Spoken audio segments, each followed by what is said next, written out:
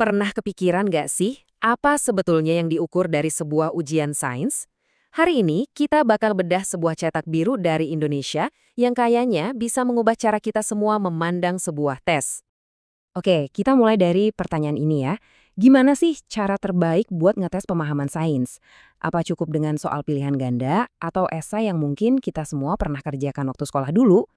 Soalnya, sains yang sesungguhnya itu ya bukan cuma soal menjejali otak kita dengan fakta-fakta. Bukan cuma soal menghafal rumus dari buku seolah-olah itu cuma daftar belanjaan. Tapi, ini soal apa yang bisa dilakukan seorang siswa dengan pengetahuan itu. Nah, hari ini kita akan bongkar cetak biru ujian praktek sains dari SMP Negeri 2 Kandangan di Temanggung. Sebuah dokumen yang fokusnya itu pada aksi, bukan sekedar hafalan. Ini dia peta perjalanan kita. Kita bakal lihat jenis ujiannya yang beda, ngintip apa aja peralatan wajib seorang ilmuwan, menjelajahi gaya-gaya tak kasat mata, memecahkan kode dunia hayati, dan yang paling seru, kita akan lihat sistem penilaiannya yang unik banget. Oke, kita mulai ya. Jadi, buang jauh-jauh bayangan ujian panjang yang bikin ngantuk di meja. Coba bayangin sebuah sirkuit, ada 8 pos praktek yang beda-beda. Dan siswa punya waktu 150 menit buat menyelesaikan semuanya. Ini lebih mirip maraton keterampilan, bukan lari cepat hafalan. Yuk kita mulai dari fondasinya, peralatan sang ilmuwan. Karena kan sebelum bisa mengubah dunia, seorang ilmuwan harus jago dulu pakai alat-alatnya. Dan ujian ini memastikan hal itu dari awal. Alat pertama, ini namanya jangka sorong, alat buat pengukuran yang super presisi. Tugasnya apa? Siswa harus mengukur 3 hal dari sebuah tabung, diameter bagian dalam, bagian luar, sama kedalamannya. Ini bukan cuma baca penggaris biasa loh, ini soal menggabungkan 2 skala berbeda buat dapat akurasi sampai sepersekian milimeter. Keterampilan dasar yang penting banget. Selanjutnya, kita pindah ke fisika klasik. Coba lihat tabel data ini. Ini inti dari tantangan berikutnya, prinsip tuas atau pengungkit. Siswa nggak dikasih jawaban, tapi mereka dihadapkan pada sebuah teka-teki keseimbangan yang harus mereka pecahkan sendiri. Prosesnya itu benar-benar hands-on. Gantungin beban 50 gram di satu sisi dan 25 gram di sisi lainnya. Tugas mereka, ya geser-geser posisi beban ini sampai tuasnya seimbang sempurna. Terus, mereka harus ngulangin lagi di posisi yang beda dan catat semuanya. Jadi ini bukan cuma soal menyeimbangkan, tapi soal membuktikan kalau mereka benar-benar ngerti gimana gaya itu bekerja di dunia nyata. Nah, sekarang ayo kita beralih ke bagian berikutnya, di mana siswa diajak menjelajahi gaya-gaya fisika yang nggak bisa kita lihat langsung dengan mata telanjang. Wah, eksperimen yang ini jujur cerdas banget. Cuma modal 2 koin sama plastisin, siswa bisa menyelidiki konsep tekanan yang rumit.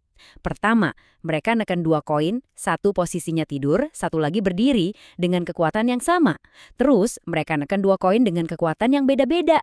Ini cara yang super simple tapi efektif banget buat nunjukin gimana luas permukaan dan gaya itu mempengaruhi tekanan. Jenius kan? Dari tekanan, kita lanjut ke magnetisme yang misterius. Siswa dikasih kompas dan magnet batang. Pertanyaannya simpel tapi fundamental. Jarum kompas itu normalnya nunjuk kemana? Terus, apa yang terjadi kalau kutub utara magnet dideketin? Nah, gimana kalau kutub selatannya? Ini benar-benar eksplorasi langsung soal medan magnet bumi yang nggak kelihatan, terjadi di depan mata mereka. Oke, kita udah bahas soal alat dan fisika. Sekarang waktunya kita masuk ke dunia biologi, dari tumbuhan sampai ke tubuh manusia itu sendiri. Di pos ini nih, siswa disulap jadi ahli botani. Mereka dikasih 2 jenis tumbuhan dan harus jadi detektif. Tugasnya mengklasifikasikan tumbuhan itu berdasarkan ciri-ciri kuncinya, jenis akar, batang, sama pola tulang daunnya. Ini benar-benar ujian murni soal keterampilan observasi dan kemampuan melihat pola di alam. Dan dari melihat seluruh tanaman, kita ngezoom jauh lebih dalam sampai ke tingkat sel. Selanjutnya, siswa harus nyiapin preparat sel bawang merah, melihatnya di bawah mikroskop, dan gambar apa yang mereka lihat. Coba bayangin, dalam satu ujian, mereka beralih dari pengamatan makro ke dunia mikro. Skalanya itu loh, luar biasa. Dan dari sel bawang, subjek eksperimennya ganti jadi diri mereka sendiri. Siswa ngukur detak jantung pas lagi santai, terus diukur lagi setelah lari di tempat selama 30 detik. Mereka bandingin hasilnya, jadi bisa lihat langsung hubungan antara aktivitas fisik sama respons tubuh. Di sini, sains bukan lagi sesuatu yang ada di buku, tapi sesuatu yang terjadi di dalam diri mereka. Oke, kita udah lihat apa aja yang diuji. Tapi sekarang kita sampai di bagian yang paling bikin kaget. Yuk kita bedah gimana semua ini dinilai, karena disinilah filosofi ujian ini yang sebenarnya kelihatan. Nah, ini dia yang bikin ujian ini beda banget. Tentu, 80% nilai datang dari tugas-tugas praktek yang tadi kita bahas. Tapi, lihat deh yang 20% itu. Seperlima dari total nilai diberikan untuk sikap dan perilaku. Ini bukan lagi cuma soal jawaban benar atau salah. Ini tentang cara mereka bekerja. Dan slide ini merangkum semuanya dengan sempurna. Ini kutipan langsung dari rubrik penilaiannya. Nilai bakal dikasih kalau, dan ini saya kutip, murid mengerjakan praktikum dengan jujur, antusias, dan bertanggung jawab. Coba deh pikirin sebentar. Kejujuran, antusiasme, dan tanggung jawab itu dinilai secara eksplisit, punya bobot nilai.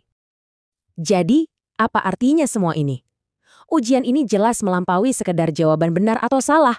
Ujian ini menilai sesuatu yang jauh lebih dalam, yaitu temperamen ilmiah. Jadi inilah yang sebenarnya diukur sama ujian ini. Ya keterampilan praktek, proses penyelidikannya itu sendiri, observasi yang teliti, tanggung jawab sama alat dan proses, dan bahkan kejujuran serta antusiasme pas lagi nemuin sesuatu. Ini kayak penilaian 360 derajat buat seorang ilmuwan muda, bukan cuma otaknya doang.